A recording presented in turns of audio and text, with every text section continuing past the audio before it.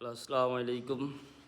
আর এই খান রানা আমরাই Bangladesh YouTube channel থেকে আপনাদের সকলকে সুস্বাগতম।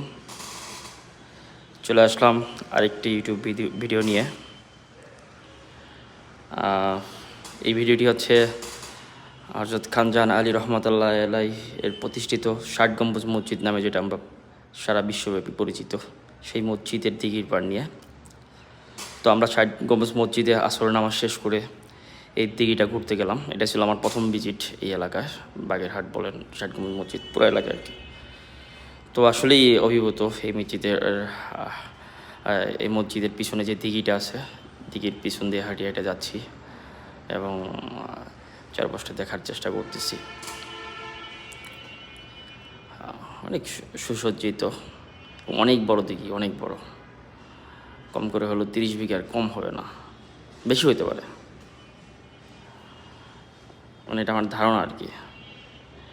এখানে অনেক মানুষ সমাগম হয়, বিভিন্ন জেলার, বিভিন্ন দেশের বিভিন্ন প্রান্ত থেকে লোকজন আসেন এই ৬০ গম্বুজ মসজিদ দেখতে, এর আশপাশের জায়গা দেখতে।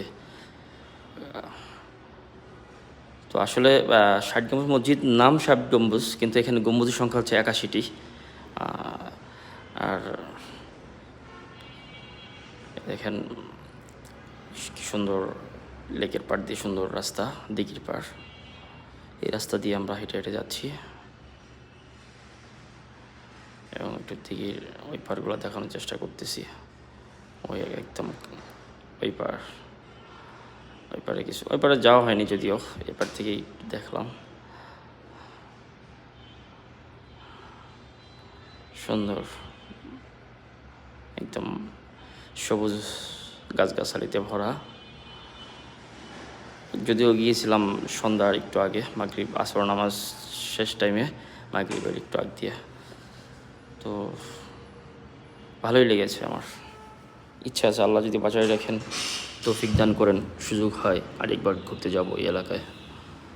এই সুন্দর শাপলা পদ্ম ফুল আসলেই ভালো লেগেছে আমার।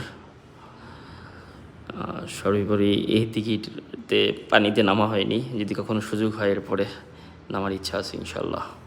সবাইকে ধন্যবাদ, ভালো থাকবেন, দোয়া করবেন এবং আমার চ্যানেলটা কীভাবে গ্রোথ হয় সে ব্যাপারে সহযোগিতা কামনা করছি। আসসালামু আলাইকুম।